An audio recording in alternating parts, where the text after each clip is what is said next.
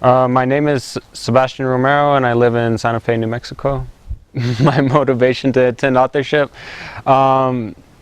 people kept telling me about it, and there's only so many times you can get told about a program before you're eventually like, maybe this is a benefit to me as well. Authorship, it just seemed like something that I hadn't experienced before. It seemed exciting and nervous. I was nervous to get into something like that. And authorship, developing a new way of thinking. Like, I don't think I've ever thought the way I did after authorship. It created a new way of looking at the world, like a new context.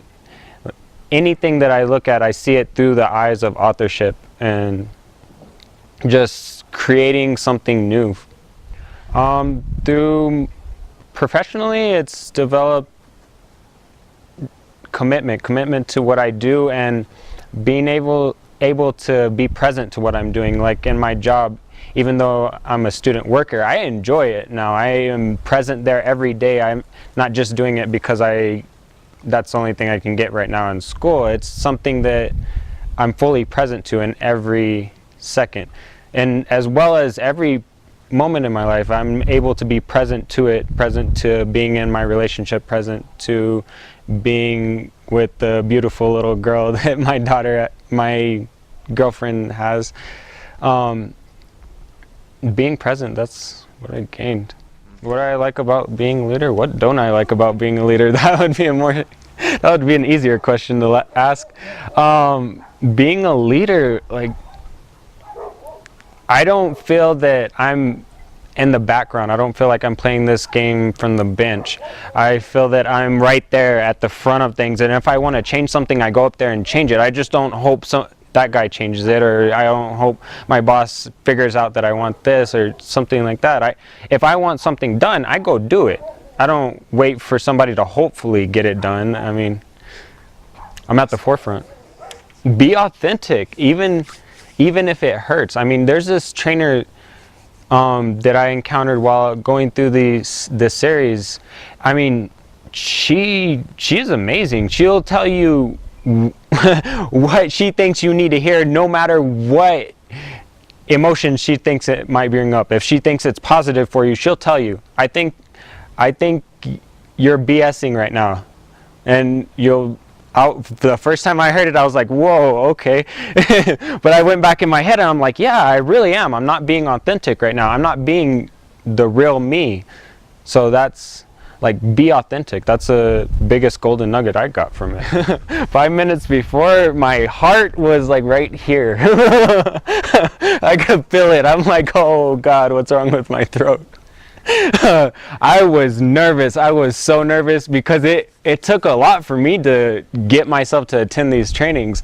And when I was finally there, I'm like, oh shit, they weren't lying. This is the real deal. This isn't a conference. This isn't a speech. This is a training. Like, you're interacting with this. Even the way I saw the room set up, just like presence, like, how would you describe it? Like, the structure of it, they were here to do something. They were here to create something for you. Oh God, I could not stop thinking. I don't think I slept a wink that night. 5 minutes after, I wanted to share with my girlfriend Victoria, who had already done the series, and I'm like sharing with her all this information. She's like, I know, that's what I've been trying to tell you. And I'm like, but I still want to tell you about it, like all of this, like, I am the author of my life. She's like, I know, it's so cool, huh? And I'm like, yes, I can finally understand what they're talking about now. It was amazing. I was blown away by the possibilities that were, like, the choices I had in my life. Like, I thought it had to be this way, and this is the only way it could be, and any way other than that was just like me having high hopes, or me being unrealistic or something of that nature. And just every second you have the choice to do what you're doing. Like, that was the most powerful thing. And 5 minutes after, I was just going through that in my head, realizing how many choices I had. It was a powerful moment. I mean, right after the training.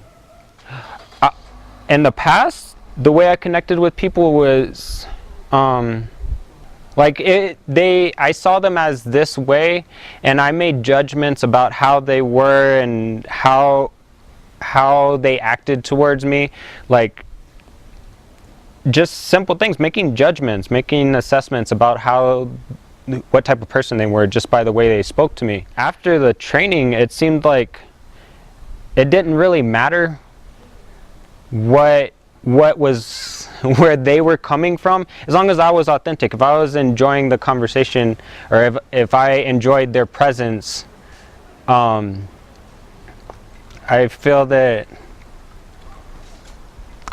every interaction was more significant. Even the ones that before the training I disliked. I mean, I saw it all as positive. You learn from everybody, whether you dislike it or not. My biggest story was not being able to know what I wanted to know about it. I mean, this type of experience, there is a lot that you can't know about, because it's an experience. It's not a lecture.